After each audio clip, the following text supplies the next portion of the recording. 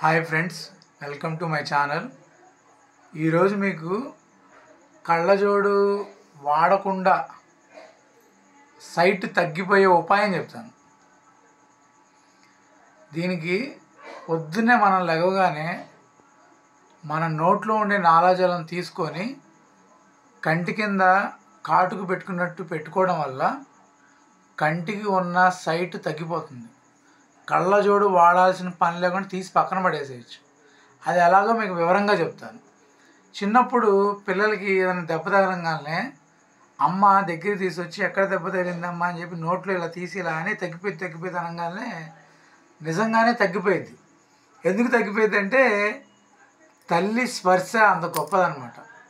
మన లాలాజలం గురించి చెప్పాలంటే మన లాలాజలం శరీరంలో ఉన్న ఒక రక్షణ వ్యవస్థలో అవి ఎదుర్కోవడానికి ఒక రసాయన ప్రక్రియ జరిగి ఆ లాలాజలం రోగనిరోధక శక్తిగా మారి మన శరీరంలో నాలుక పైన ఉంటుంది. పొద్దున్నే ఈ లాలాజల శక్తి రోగనిరోధక శక్తి ఎక్కువగా ఉంటుంది.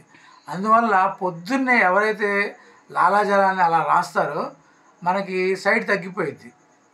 ఇంకా మీకు వివరంగా చెప్పాలంటే గేదె కానీ ఆవు కానీ అది పిల్లని కనగానే నాలుకతో పూర్తిగా దాని పిల్లని మొత్తం నాకి పొడిగా చేసేసిద్ది.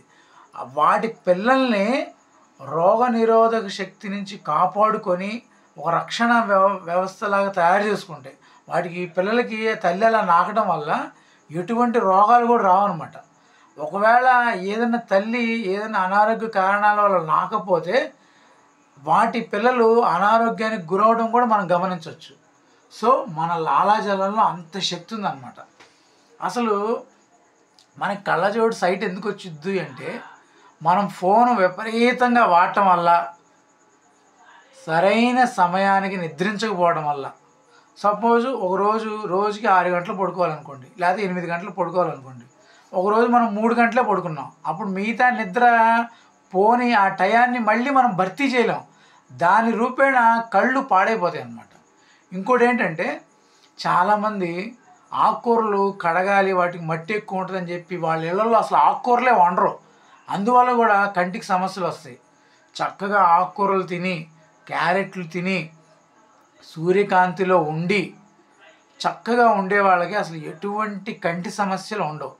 ఇంకా ప్రధానంగా చెప్పాలంటే ప్రపంచంలో ఏ జంతువు కళ్ళజోడు పెట్టుకోదు, మనిషి మాత్రమే కళ్ళజోడు పెట్టుకుంటాడు. ఎందుకంటే ప్రపంచంలో ఉన్న అన్ని జీవరాశులు దేవుడిచ్చిన ఆహారం తింటాయి.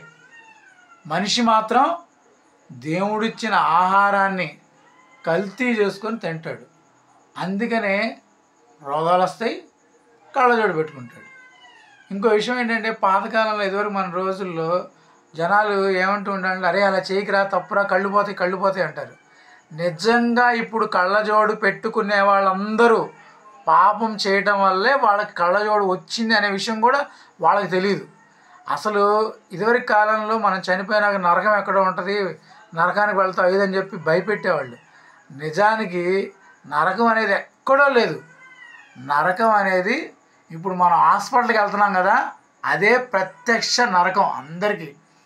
సో మీరందరూ ఆరోగ్య సూత్రాలన్నీ పాటించి పరిపూర్ణ ఆరోగ్యవంతులుగా ఉండాలని నేను ఆ భగవంతుడిని ప్రార్థిస్తున్నాను. నా ఛానల్ అందరూ సబ్స్క్రైబ్ చేయండి, లైక్ చేయండి, కామెంట్ చేయండి. నేను ఈ ఛానల్ని స్వార్థపూరితంగా నేనేదో ధన ఆర్జన చేయాలని ఈ ఛానల్ని పెట్టలేదు. ఈ ఛానల్ని కేవలం అందరికీ ఆరోగ్యాన్ని అందించాలనే సదుద్దేశంతో పెట్టాను. ఒకవేళ మీరు ఇవన్నీ చేశారనుకోండి మీకు ఆరోగ్యం వచ్చింది, మీకు చేయకపోతే మీకు రాదు. నేనైతే రోజు చేసుకుంటా, నాకు మాత్రం ఆరోగ్యం వచ్చింది. మీరు చేయకపోవడం అనేది మీ ఇష్టం. ఇంకోటి ఏంటంటే ఆరోగ్యం అనేది ఇప్పుడు జనరల్గా అందరూ ఏమనుకుంటున్నారంటే రెడీమేడ్గా వెళ్ళి కొనుక్కొని టాబ్లెట్ వేసుకుంటే తగ్గిపోయింది అనుకుంటున్నారు. ఆరోగ్యం అనేది అలా కాదు. ఎవరి ఆరోగ్యాన్ని వాళ్ళే కాపాడుకోవాలి. వాళ్ళే ఒక టైం టేబుల్ వేసుకొని దానికి తగిన వ్యాయామాలు, యోగా, ధ్యానం అన్నీ చేయాలి. అంతేగాని పైనుంచి ఆరోగ్యం ఎక్కడి నుంచో ఊడిపడిపోయింది అనుకుంటే రాదు. ప్రతి ఒక్కళ్ళు దేవుడికి ఏదో రూపాయలు అది కావాలి ఇది కావాలని కోరుకుంటారు. కానీ ఎవ్వరు ఆరోగ్యం కావాలి అని కోరుకోరు. Most neglected part of our life is health. మనం ఆరోగ్యాన్ని చాలా నెగ్లెక్ట్ చేస్తున్నాం, దానివల్ల ఎన్నో కష్టాలు అనిపిస్తున్నాం. మన అందరూ ఏమనుకుంటారంటే ఏముంది, ఎప్పుడైనా శరీరం అంటే నశించేది, ఎప్పుడైనా చచ్చిపోవాల్సిందే కదా, ఏముంది బతికినన్నాళ్ళు బతుకుతాం, దేవుడు ఇచ్చిన ఆరోగ్యం అంటారు. అది చాలా తప్పు.